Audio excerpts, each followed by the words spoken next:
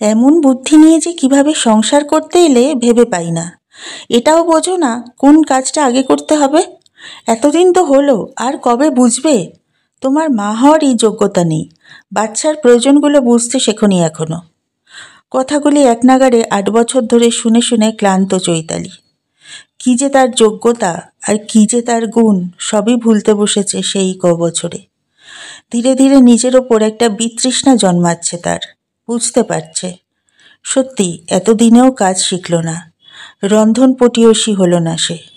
ওদিকে পাশের বাড়ির বৌদি, নতুন বউরা তার কাছে উদাহরণ হয়ে উঠছে। তারা বাগ্মী, তারা উপস্থিত বুদ্ধিধারী, তারা চটুল, তারা চতুর। চৈতালি সে পর্যায়েই পড়ছে না। কথা বলতে গেলে 4বার ভাবে কি বলতে যাচ্ছে। রাধে তবে তা শুধুই গলাধকরণ করার চায়, বরের কথা অনুযায়ী।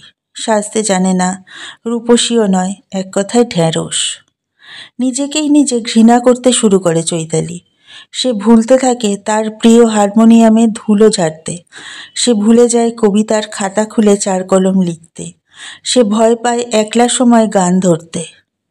কিছুদিন হলো চৈতালি বুঝতে পারছে তার 7 বছরের ছেলে বুবুনও তাকে ঘৃণার চোখেই দেখছে। বাচ্চাটাও বা আর কি করবে? ছোটবেলা থেকেই তো শুনে আসছে মায়ের অপারগতার বৃত্তান্ত। সেই প্রভাবেই হয়তোবা বাস্তবিক অপটুতার জন্য সেও বিরক্ত মায়ের ওপর। চিৎকার করে কথা বলা, রেগে যাওয়া, কাজ পারো না, শব্দবন্ধ ব্যবহার করা তার নিত্য নৈমিত্তিক ব্যাপার। চৈতালি ধীরে ধীরে বুঝতে পারছে সে অবসাদগ্রস্ত হয়ে পড়ছে। শান্ত স্বভাবটা মুছে যাচ্ছে, ধৈর্য ভেঙে যাচ্ছে, রাগ হচ্ছে, চিৎকার করছে। ছেলে দুটো কথা শোনালে তার পিঠে আরও 4টে চড় পড়ছে। শাশুড়ি বলল, সংসারে অলক্ষ্মী ঢুকেছে। চৈতালি বুঝতে পারছে না তার রাগটা কার ওপর, নিজের ওপর না বাড়ির সকলের ওপর। বাপের বাড়িতেও একই রকম অবস্থান তার। সম্মান তো দূরের কথা, গুরুত্বটাই নেই, সেটা বিয়ের আগে থেকেই। নানান চিন্তায় চৈতালির মাথাটা গুলিয়ে আসে। চোখে এক উদাসীনতা ভর করে। কাজে আরও ভুল হতে থাকে। সবার কাছে আরও বেশি হাসির খোরাক হয়ে ওঠে। মুখের ভাষা হারিয়ে যায়। একদিন এক সন্ধেবেলা সে স্বামী পুত্র সহ যায় স্বামীর অফিস পার্টিতে। সে না যেতে চাইলেও তাকে জোর করেই নিয়ে যায় তার স্বামী। চারিদিকের চাটুকারিতা ও চতুলতার মাঝে চৈতালি সেই আবার বেমানান। হোটেলের ছাদ থেকে তার চোখ আটকে যায় ওপরের ফুটপাতের কিছু ভিখিরির বাচ্চাদের ওপর। খিদের জ্বালায় কাঁদছে, আর তাদের কান্না থামাতে মা বেদম প্রহারে রত। যেন মার খাইয়ে সে বাচ্চাগুলোর খিদে ভোলাতে চাইছে। এদিকে ছাদের ওপর মুখোশেরা থালা ভর্তি খাবার ফেলে দিচ্ছে ডাস্টবিনে। বৈপরীত্য বরাবরই চোখে লাগে চৈতালির।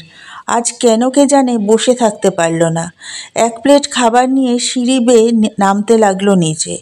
প্লেট নিয়ে নামতে দেখে সবাই অবাক, তার স্বামী এবং পুত্রটিও।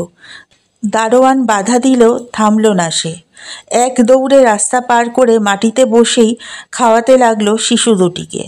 ব্যাপারটা এতটাই আকস্মিক যে চৈতালির স্বামী পুত্র ছাড়াও পার্টির সকলে, এমনকি বাচ্চাগুলির মাটিও অবাক হয়ে তাকিয়ে রইল চৈতালির দিকে। খাওয়া শেষ হতেই উঠে দাঁড়ালো সে। পিছন ফিরতেই এক অমোঘ চড় এসে পড়ল তার গালে। পাগল, জীবনটা হেল করে দিল। স্বামীর মুখে এই কথাটি শোনা হয়তো বাকি ছিল। দেখল ছেলেটিও ঘৃণাভরা দৃষ্টি নিক্ষেপ করে চলে গেল বাবার হাত ধরে। ভাগ্যক্রমে গাড়িতে স্থান পেয়েছিল সে সেই রাতে। পরের সন্ধ্যে স্বামী ফিরে এসে তার খবর নিল। চৈতালি তখন চা পানে রত। স্বামীর ব্যবহারে বিস্মিত হলো সে। হঠাৎ তার খোঁজ, অপরাধবোধ। ফ্রেশ হয়ে বৈঠকখানায় বসে মায়ের কাছে রহস্যের ঝুলি খুললেন পতিদেব। তোমার বৌমার পাগলামিতে আমার মাথা কাল হেট হলেও একটা উপকার হলো মা। স্যার আমায় আজ ডেকে আমাদের অফিসের যে নতুন ব্রাঞ্চ হয়েছে রাজারহাটে, সেখানকার একটা গুরু দায়িত্ব আমায় দিলেন। জানো কি কাজ? এনজিওগুলির সঙ্গে যোগাযোগ করা আর আমাদের কোম্পানির সাথে তাদের যুক্ত করা। আর স্যারের বাড়িতে আমাদের নিমন্ত্রণ, উনি তোমাকেও নিতে চান এই প্রজেক্টে। রেডি হয়ে থেকো কিন্তু। শুনতে শুনতে হাসতে লাগলো চৈতালি। প্রথমে নীরবে, তারপর জোরে, আরও জোরে। চৈতালি, চৈতালি, অমন নির্বোধের মতো হাসছো কেন চৈতালি? চৈতালি হাসতে থাকে। হাসতে হাসতে তার চোখ থেকে জল বেরিয়ে আসে। ছেলে দূরে দাঁড়িয়ে নির্বোধ অবাক চোখে তাকিয়ে আছে তার মায়ের দিকে।